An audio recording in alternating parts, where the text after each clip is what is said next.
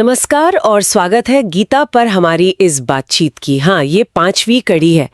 तो कुरुक्षेत्र का मैदान है, सेनाएं तैयार है, माहौल में तनाव सा है। आज हम पहले अध्याय के 5वें श्लोक को थोड़ा गहराई से देखेंगे। युद्ध शुरू होने से ठीक पहले का समय। आइए पहले श्लोक सुनते हैं। दृष्टकेतु श्चेकितानः काशीराजश्च वीर्यवान पुरुजित कुंती भोजश्च शैब्यश्च नरपुंगवः। 1.5। तो इस श्लोक में दुर्योधन बात कर रहा है अपने गुरु द्रोणाचार्य से और पांडव सेना के कुछ खास योद्धाओं के नाम ले रहा है। धृष्टकेतु, चेकितान, वीर काशीराज, पुरुजित, कुंती भोज और शैब्य, और इन सबको वो कह रहा है नरपुंगव, मतलब पुरुषों में श्रेष्ठ।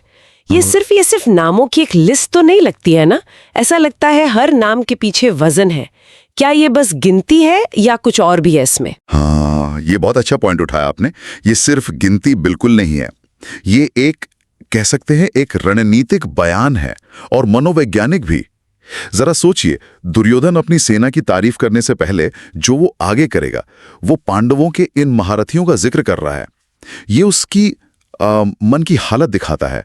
शायद थोड़ी बेचैनी है, या शायद वो अपने गुरु को जताना चाह रहा है कि देखिए, सामने वाला पक्ष कमजोर नहीं है। हाँ, कि उनको हल्के में नहीं लिया जा सकता। बिल्कुल। या ये भी हो सकता है कि वो दिखा रहा है कि देखो, मैंने कितनी बारीकी से उनका विश्लेषण किया है। और ये नाम भी खास हैं। धृष्टकेतु, चेकितान, काशीराज, पुरुजीत, कुंती भोज, शैब्य, ये सब न सिर्फ शक्तिशाली हैं, बल्कि इनके गहरे रिश्ते भी हैं, सामाजिक प्रतिष्ठा है। अच्छा, तो ये सिर्फ योद्धा नहीं, उनके पूरे प्रभाव और उनकी इज्जत का भी जिक्र है। और नरपुंगव शब्द का इस्तेमाल वो भी इसी तरफ इशारा करता है। सही है। हाँ, बिल्कुल। नरपुंगव मतलब पुरुषों में बैल समान, यानी श्रेष्ठ। ये शब्द ही उनके असाधारण बल और सम्मान को दिखाता है।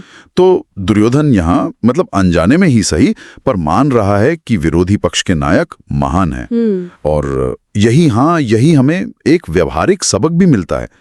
जीवन में जब कोई बड़ी चुनौती आती है, ऑफिस में कोई प्रोजेक्ट हो, कोई कंपटीशन हो, या कोई पर्सनल लड़ाई ही क्यों ना हो, अपने विरोधी या उस स्थिति की असली ताकतों को पहचानना और हाँ, उनका सम्मान करना, ये बहुत जरूरी है। सही बात है। उन्हें कम आंकना या अनदेखा कर देना, ये अक्सर बहुत महंगा पड़ता है।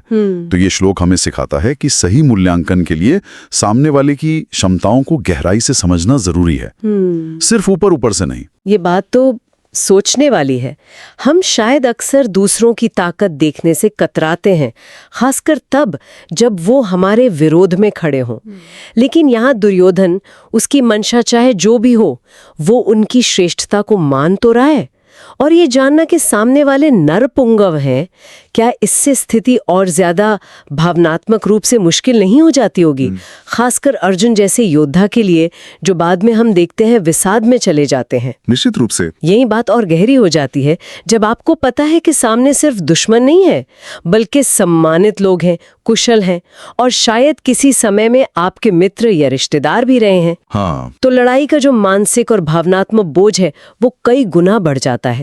ये सिर्फ एक शारीरिक युद्ध नहीं रह जाता, फिर ये मूल्यों का, रिश्तों का, धर्म का संघर्ष बन जाता है। दुर्योधन का इन नामों को गिनना वो सिर्फ मिलिट्री स्ट्रैटेजी नहीं है, वो उस गहरे मनोवैज्ञानिक तनाव को भी दिखाता है जो कुरुक्षेत्र के मैदान पर था।